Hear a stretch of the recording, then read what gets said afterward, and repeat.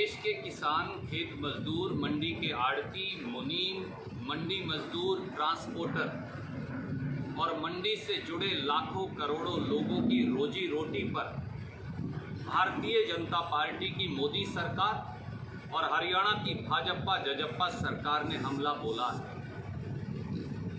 Bharatiya Janata party और जजप्पा हरियाणा में और दिल्ली में प्रधानमंत्री श्री नरेंद्र मोदी हिंदुस्तान के किसान को अपने खेत में मजदूर बनाकर गुलाम बनाना चाहते हैं। भाजपा ने खेत और खलिहान पर एक षड्यंत्रकारी आक्रमण और अतिक्रमण किया है। भारतीय जनता पार्टी गरीब, पिछड़े और अनुसूचित जाति के इस देश के 30 से 40 करोड़ खेत मजदूरों की रोजी रोटी छीन रही है। इस देश के 20 करोड़ किसानों की रोजी रोटी और आजीविका छीन रही है। इस देश के लाखों करोड़ों मंडी के आड़तियों, मंडी मजदूरों, मंडी के मुनीमों और कर्मियों, मंडी के हमारे काम करने वाले दूसरे साथियों, इनकी रोजी रोटी छीनना चाहती है। ये एक ऐसा भयंकर आक्रमण है जो 73 साल में किसी सरकार ने देश के 62 करोड़ लोगों पर नहीं बोला। कुछ महत्वपूर्ण प्रश्न मोदी जी, खट्टर साहब और दुष्यंत चौटाला से लेकर हम आपके बीच में उपस्थित हैं। भारतीय जनता पार्टी को ये जवाब देना पड़ेगा कि वो 62 करोड़ किसान और खेत मजदूर की रोजी रोटी क्यों छीन रही है। भाजपा और जजप्पा बताए कि वो मंडी व्यवस्था को संपूर्ण तौर से नष्ट और खत्म करके लाखों करोड़ों आड़तियों, दुकानदारों, मंडी मजदूरों, मुनीमों, ट्रांसपोर्टरों और गरीब आदमी की आय और आजीविका, रोजी रोटी क्यों छीनना चाहती है। प्रधानमंत्री नरेंद्र मोदी ने हमारे सब आड़ती और मुनीम भाइयों को कल क्यों अपमानित किया, उनको गालियां क्यों दी, ये कहकर कि वो किसान की आय का हिस्सा जबरन छीनते हैं। जबकि सच्चाई ये है कि आड़ती किसान का बैंक है और आधी रात का गहना है, जिसके बगैर किसान को अपना न्यूनतम समर्थन मूल्य नहीं मिल सकता।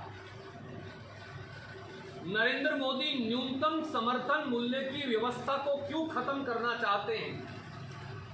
क्या भाजपा, मोदी जी, जजप्पा, दुष्यंत चौटाला, मनोहर लाल खट्टर बताएंगे कि अगर मंडियां खत्म हो गई तो न्यूनतम समर्थन मूल्य किसान को मिलेगा कैसे? देगा कौन? लेकर वो कहां से आएगा? मंडियां हैं नहीं, क्योंकि कानून बना दिया, मंडी खत्म हो जाएंगी।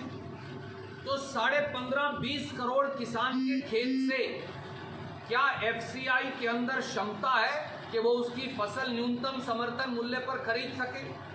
जवाब नहीं में है।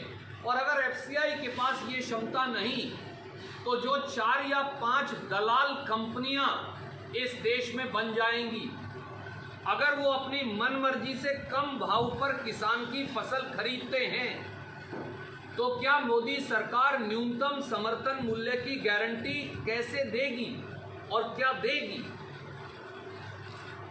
मोदी जी कहते हैं कि किसान अपनी फसल पूरे देश में कहीं भी बेच पाएगा, वो तो आज भी बेच सकता है। पर क्या प्रधानमंत्री मोदी जी, मनोहर लाल खट्टर जी और दुष्यंत चौटाला जी, आपको मालूम है कि किसान के पास तो गांव से मंडी आने के लिए साधन नहीं, पैसा नहीं। वो कैथल से कलकत्ता अपनी फसल लेकर बेचकर कैसे आएगा? और वो भी तब जब कृषि सेंसस 2015-16 के मुताबिक देश का 86% किसान 5 एकड़ से कम भूमि का मालिक है। देश का 65% किसान 2 एकड़ से कम भूमि का मालिक है। देश का 30 से 40% किसान भूमिहीन है, वो पट्टे पर जमीन लेकर काश्त करता है।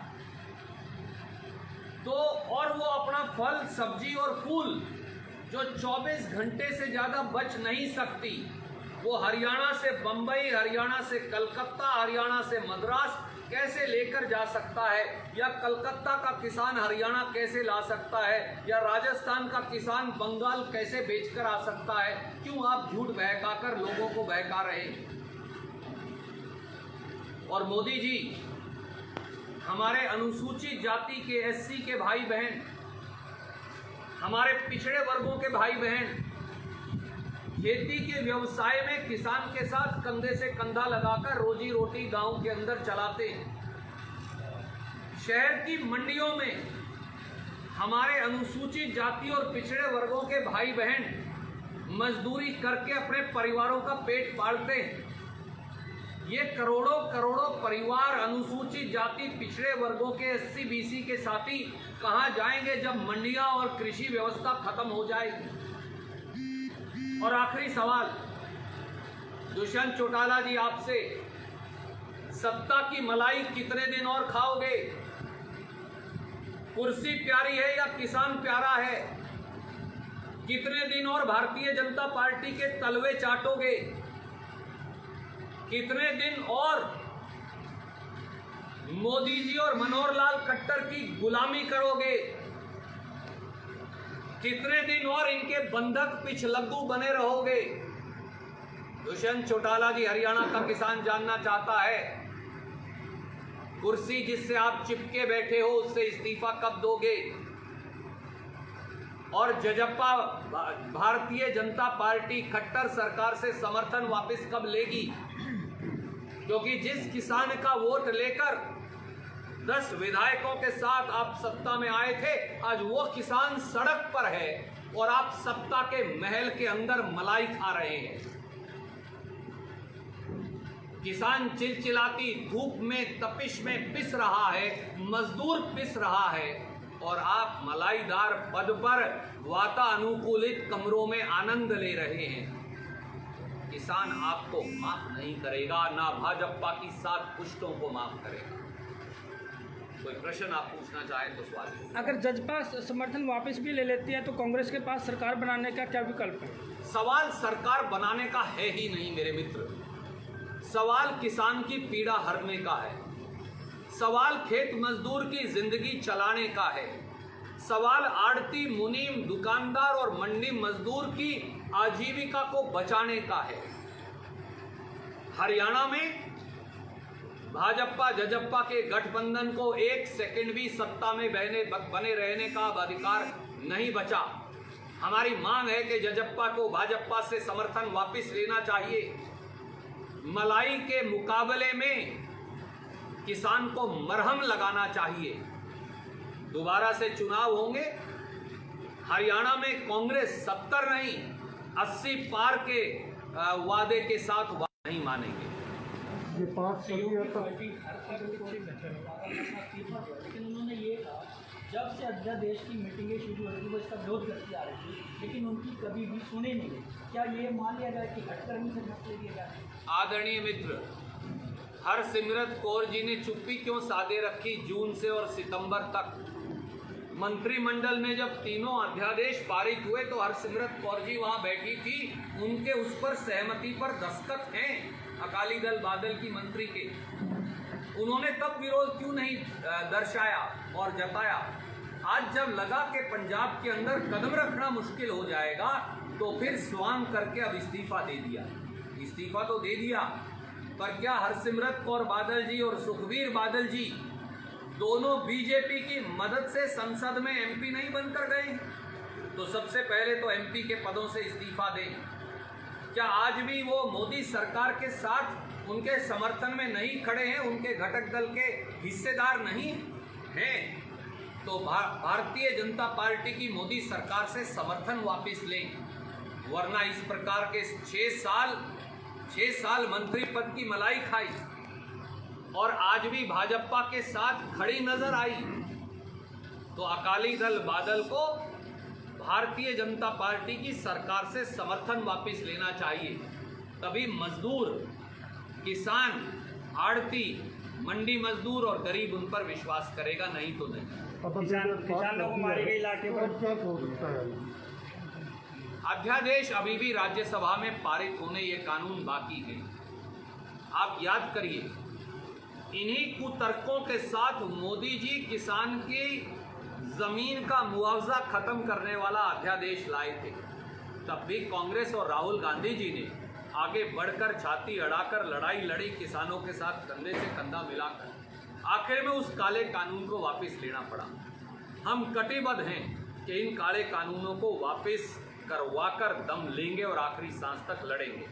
किसानों पर बांधी गई लाठियों पर सांसद धर्मवीर कहते हैं ये छोटी मोटी घटना है। भारतीय जनता पार्टी के नेताओं को उनके एक आदरणीय मंत्री जी कहते हैं कि लाठीचार्ज ही नहीं हुआ, एक उनके मित्र कहते हैं कि लाठीचार्ज की निंदा करता हूं, पार्टी के अध्यक्ष बीजेपी के कहते हैं कि लाठीचार्ज नहीं होना चाहिए था, एक सांसद कहते हैं कि ये तो कोई घटना ही नहीं। खट्टर साहब, किसानों का लहू चलाना तो अब घटना नहीं है आपके लिए, क्योंकि खट्टर सरकार के तो हाथ ही हरियाणवियों के खून से सने हैं। ये पहली सरकार है जो 70 के करीब हरियाणवियों को पुलिस की गोलियों से मार चुकी 6 साल में। चाहे वो डेरा सच्चा सौदा के हमारे प्रेमी साथी हों पंचकुला में, और चाहे आरक्षण के दौरान पूरे हरियाणा में जो वारदातें हुई, जिनका आज तक ना जमीन का मुआवजा मिला, ना संपत्ति का मुआवजा मिला, ना जान का मुआवजा मिला। वो इसलिए ये तो सरकार ही दमन चक्र में विश्वास करती है, परंतु ये याद रखिए, कुर्सी का अहंकार किसी का रहा नहीं, खट्टर साहब का भी नहीं रहेगा। Thank you.